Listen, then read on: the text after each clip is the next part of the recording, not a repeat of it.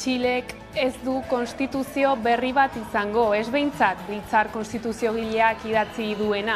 Izan ere, plebiszitu historiko batean, txiletarrek atzera bota dute herrialdea errotik aldatu zezakeen proposamena.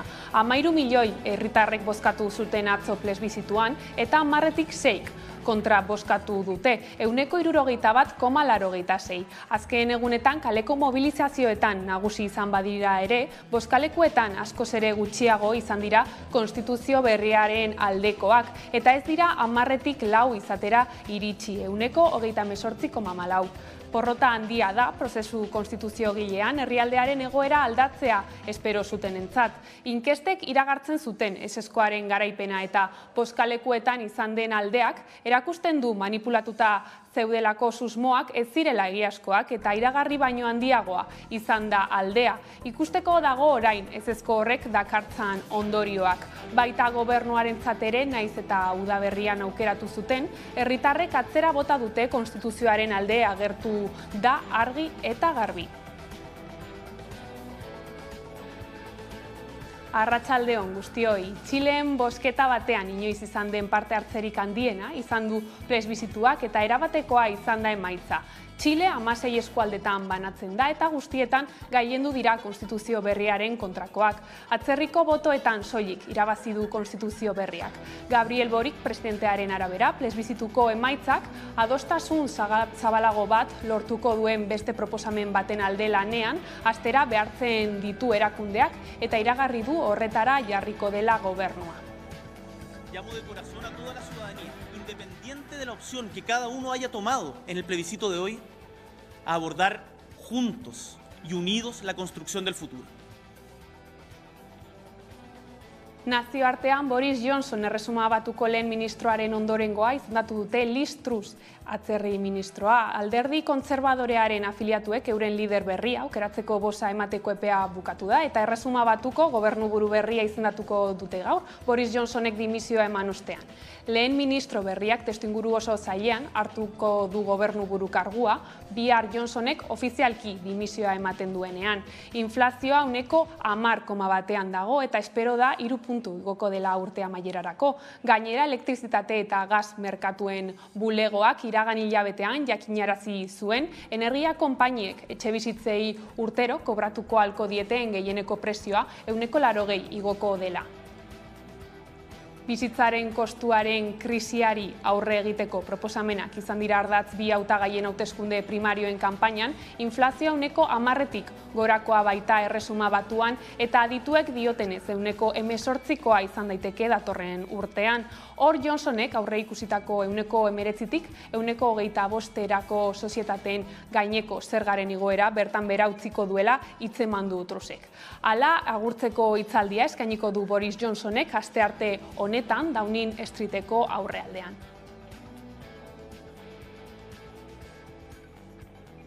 Energia krisia izpide, gas enpresa errusiarrak ostiralean iragarri zuen erabat etengo zuela Alemania bitarteko Europako gas jarioa G7koen taldeak petrolio errusiarrari gehieneko prezio bat esartzea adostu ostean. Errusiak argudiatu du martxan zegoen gas geltoki bakarreko turbina batean zegoen olio isuria zela eta moztu dutela gaza. Europak baina aitzakia faltsuak erabili izana leporatu dio Errusiari. Ezbaiaren erdian egoera sailtzen doa eta agintarien arabera aurretik ditugun hilabeteak ez dira errazak izango. Horren aurrean Yolanda Díaz, Espainiako gobernuko presidente ordeak, oinarrizko elikagaien gainean prezio muga esartzea proposatu du. Ogia, esnea, arrautzak eta fruta bezalako produktuetan aplikatuko litzateke, besteak beste. Díazek esan du banatzaileekin eta kontsumitzaileekin akordio bat lortzeko lanean ari direla eta beraz, erabaki horrek Hego Euskal Herrian ere eragina izango du.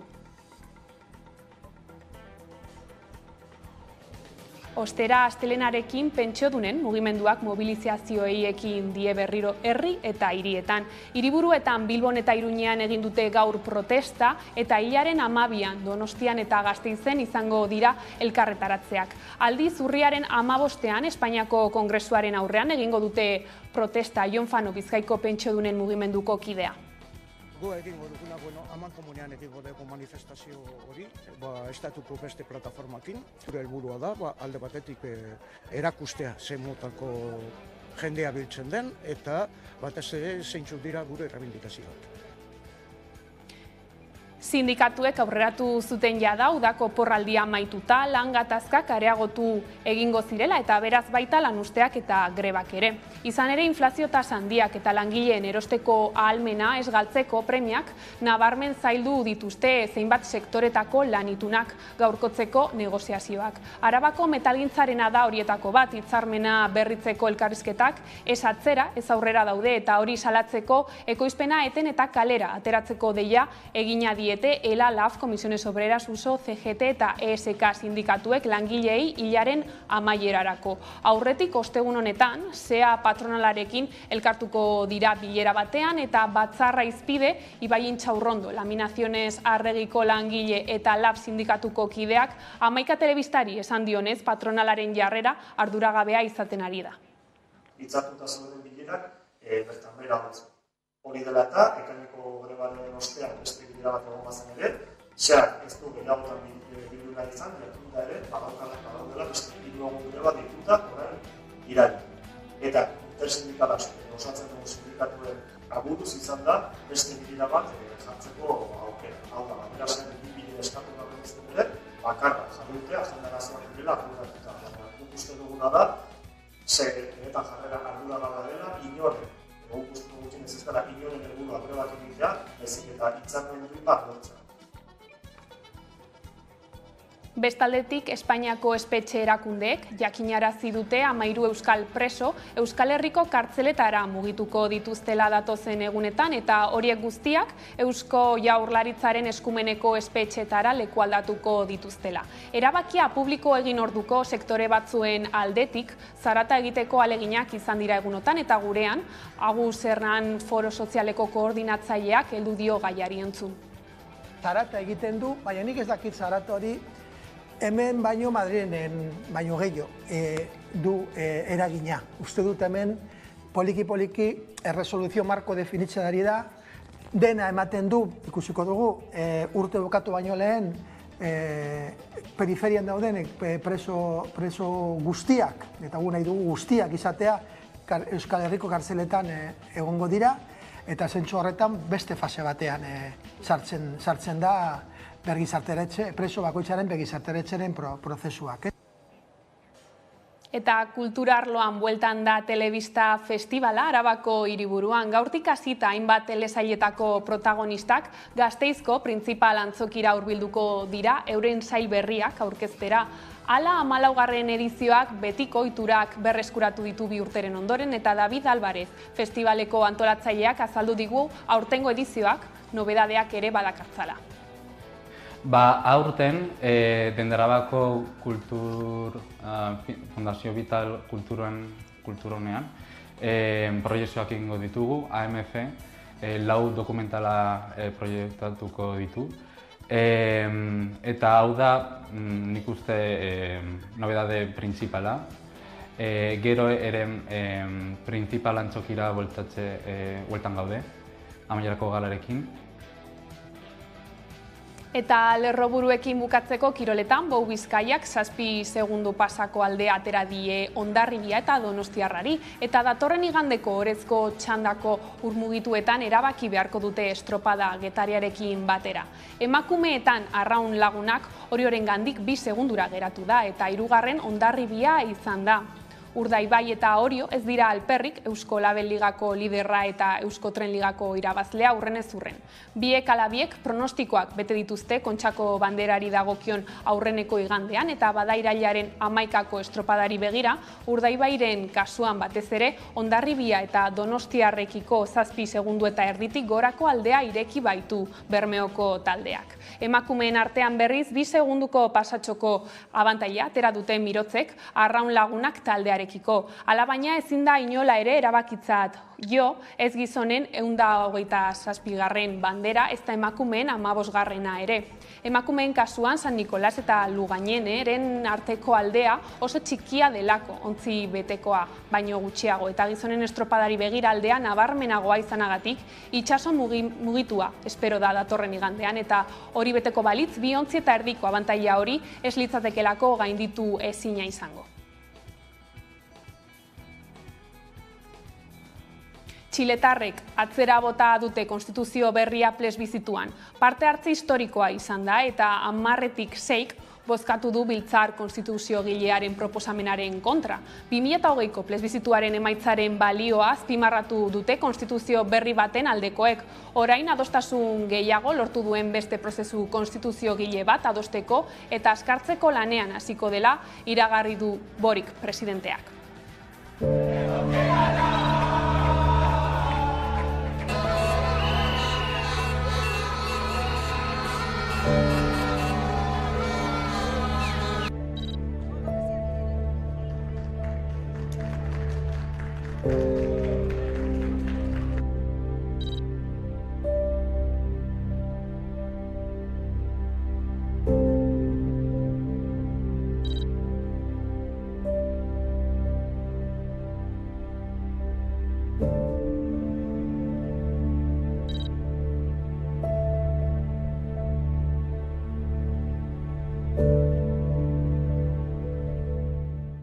Llamo de corazón a toda la ciudadanía, independiente de la opción que cada uno haya tomado en el plebiscito de hoy, a abordar juntos y unidos la construcción del futuro.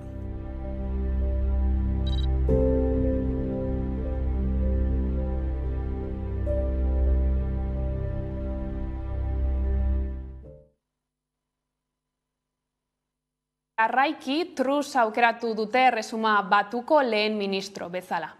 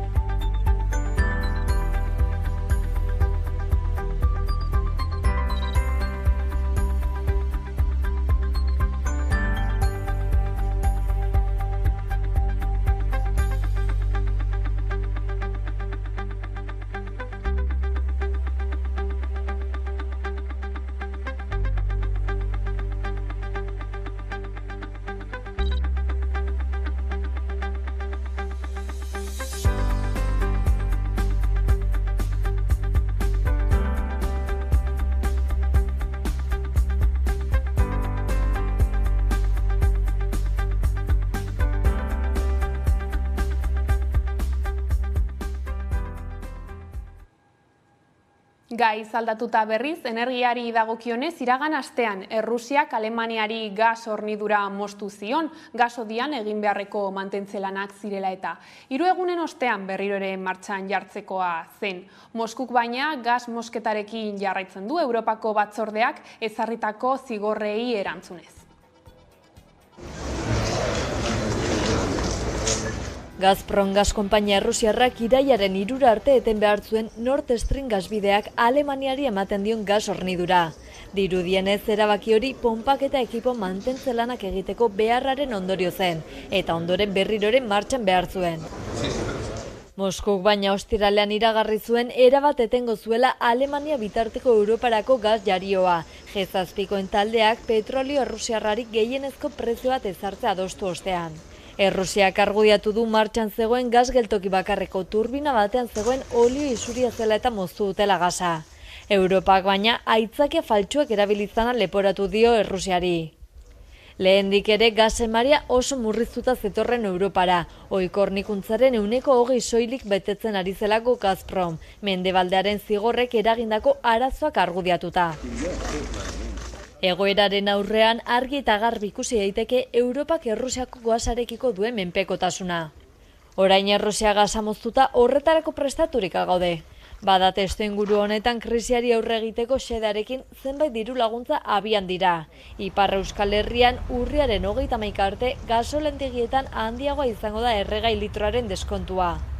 2 hilabetez 30 zentimokoa izango da laguntza. Hego Euskal Herrian berriz gasaren beza 121-tik 105-era jaitsiko da urritik aurrera.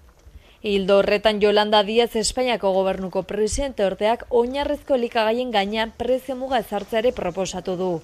Ogia, esnea, arrautzak eta fruta bezalako produktuetan aplikatuko litzateke besteak beste. Banatzaileekin eta kontsumitzaileekin akordioa lortzeko lanean ari dira Díazen esanetan. Oinarrizko produktuen saski bat zehaztu nahi da prezioak mugatuz. Hau Espainian soilik ez, Hego Euskal Herrian ere aplikatuko litzateke. Bien bitartean Arantxa Tapia EAEko ingurumen sailburuak energia itunba lortzaren alde egin du energiaren sektora nola eraldatu aztertzeko eta energia berriztagarriak ekoitzi eta ezartzeko.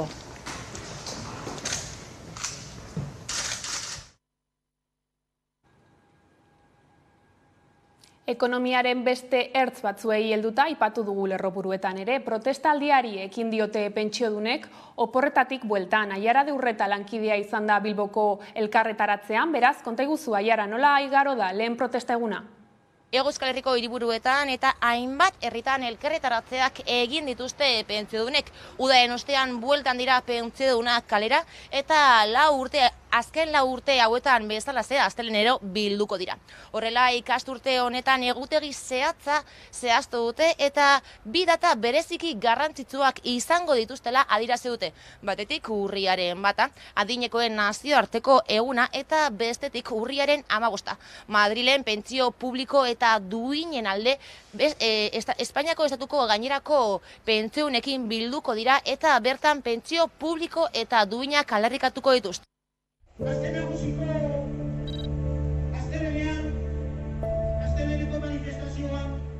Gure aldarri nagusiak izango dira kapiren igoerarekin parekatu pentsioen igoera.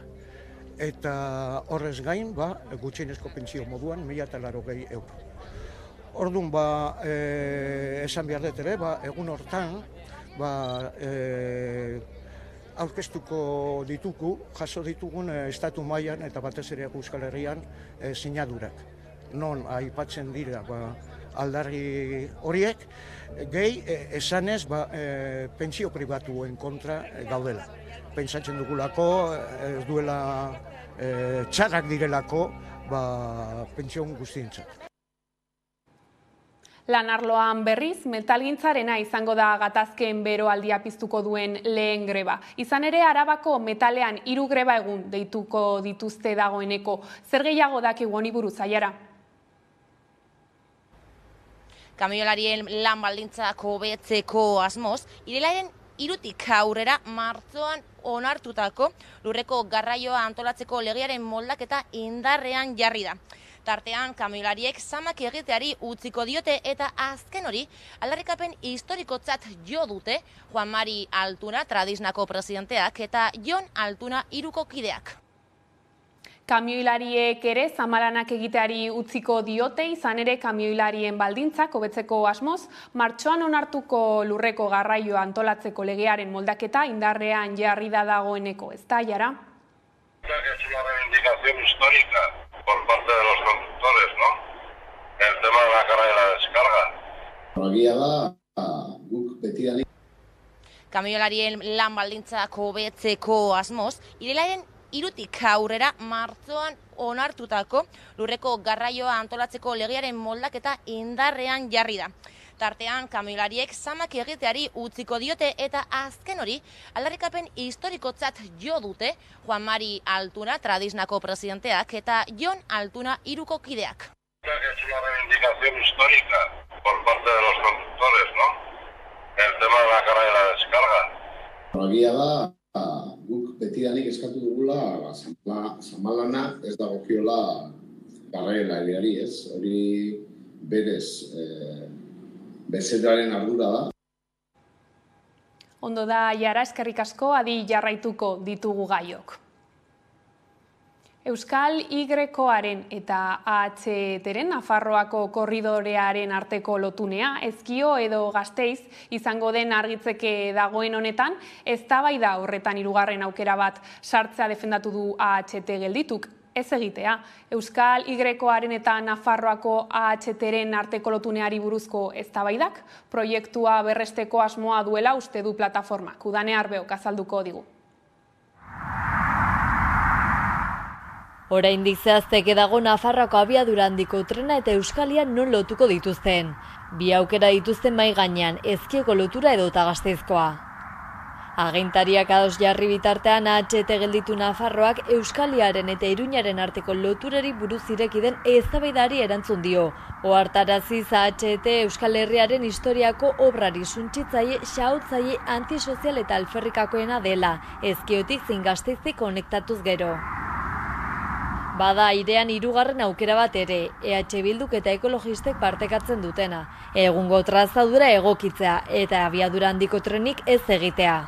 Ministerioak eta Europak berak ere eutsi diote aukera horri noizbait. Merkeena da eta ingurumenaren gaineko eragina minimizatu egingo litzateke. AHT gelditu Nafarroa taldea hildo horretan mintzatu da. Sasi eztabaida honek AHTaren aldeko lerroak istea beste helbururik ez duela adierazi du. Hori ez egitaren alternatiba burutik pasatuko ez belditzaile bezala. AHTren kontrako plataformak uste du bi aukerei buruzko eztabaida sustatu dutenen asmo bakarra proiektuak aurrera egitea da. Laster elkartuko dire Hego Euskal Herriko eta Espainiako ordezkariak azken erabakia hartzera. Aipatzekoa dena, azken urteetan etengabe atzeratu dutela AHTren Nafarroko zatia Euskaliarekin lotuko dituen puntua zein izango den aukeratzeko erabakia, arrazoi ekonomikoengatik naiz politikoengatik. 2012an Iñaki Arriola garraio sailburuak ziur adierazi zuen Ezkion egingo zutela lotunea. Aukera honek bere gain dakar askoz laburragoa dela, baina bi aukeren artean garestiena da. Aurrekontua 2000 milioi eurokoa litzateke. Gainera abiadura handiko trenak Aralarko mendigunari aurre egin beharko lioke. Plana 21 kilometroko tunelekin zulatzea da, gutxi gora bera Lakuntzatik Ezkio itsasoko geltokiarekin lotu arte. Gasteizko aukera berriz merkeagoa litzateke. Badirudi Espainiako gobernuak haren alde egingo duela. Eusko Jaurlaritza eta Nafarrako gobernu ordea Ezkion egitaren alde agertu dira.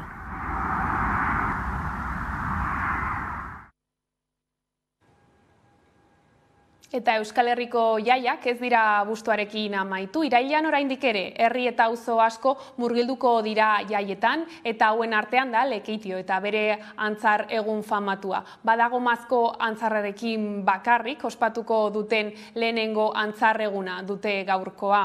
Joan den abuztuaren 12an Lekeitioko udalak aho batez adostu zuten eta urte honetatik aurrera gomazko antzarrak baino ez dira izango irailaren 5eko ospakizun tradizionalean. 300 urte baino gehiago daramatzate Lekeition antzar eguna ospatzen. Herriko gazteek itsasoaren gainean zintzilikatuta dagoen antzarraren lepoari eusten diote, txandaka, eta antzarra soka bati lotuta dago. Hori tenkatzean gazteek gora eta behera egiten dute, uretara erori arte. Ordea 100 lagun bildu dira larun bat honetan, Altsasun ospa egunean parte hartzeko. Poliziarik ez langileon aurkako errepresioa gelditu izan da aurtengo leloa. Hala, polizia normalizatzeko kanpaina bat abian dela uste dute antolatzaileek eta horren erantzule alderdi politikoak direla salatu zuten. Poliziak paratutako isunak, etxegabetzeak eta jazarpena ere salatu zituzten. Ospa egunaren antolatzaileek haien aurkako jazarpena ere salatu zuten. Izan ere, Espainiako alderdi eskuindarrak polemika pizten saiatu dira azken egunotan ekitaldia debekatzeko eskatu zuten PPek eta Voxek eta herenegun Ciudadanoseko 30 bat lagun ospaegunek elkarretaratzea egin zuten Altsasuko kuartelaren atarian, eskerrik asko mezua zuen pankarta eskutan. Nafarroan UPNek gogor kritikatu zuen ospaeguna eta hura debekatzeko legea aldatzeko eskatu zuen, horrelakoak gorroto eta irain ekitaldiak direlakoan.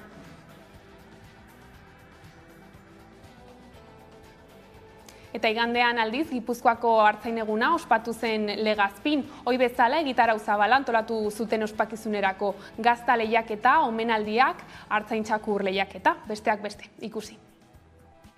Nago begira goiko kamino berrira, noiz etorriko ete da neure maitia herrira. Nere maitia herrira, nere maitia herrira. Nago begira goiko kamino berrira.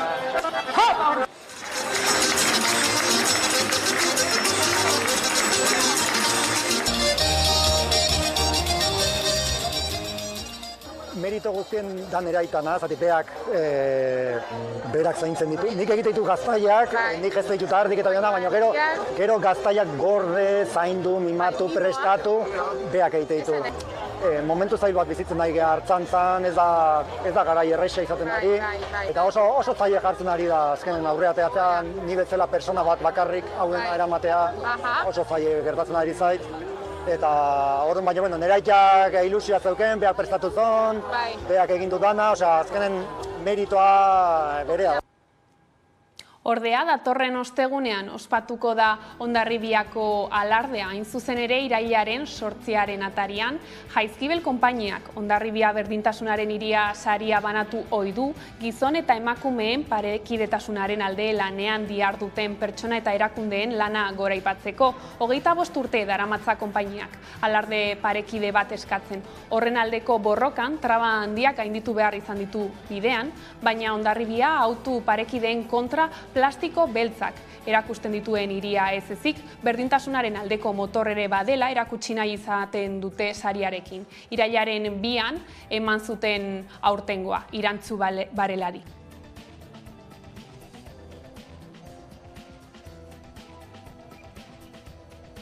Erabaki gogorrak atzean utzita irailaren 16tik 24 bitartean egingo da aurtengo 70 urte beteko dituen Donostiako zinemaldia. Pasaden ostiralean eman zuten jakitera Donostiako Tabakaleran Jose Luis Rebordinos zinemaldiko zuzendariak eta Ruth Pérez de Anuzita komunikazio arduradunak, Glenn Close aktorea izango dela sail ofizialeko epaimai taldeko presidentea. Horrez gain, bada urteurrena borobila dela aprobetxatuz, egin nahi izan den aldaketa esanguratsu bat.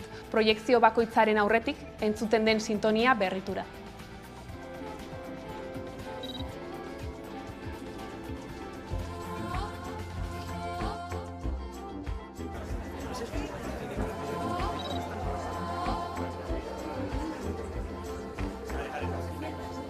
Por fin estamos muy contentos, después de 2 años, de volver a estar aquí, de poder anunciaros una edición normal, entre comillas, eso de normal.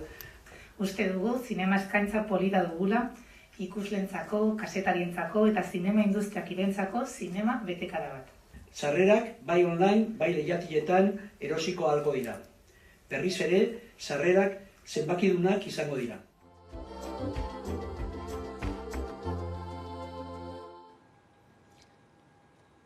Asteleneko kontuak horrela iritsi da albistegiaren bukaera. Gaurkoan maizren inor begira izan da ere abestiarekin agurtuko zaituztegu.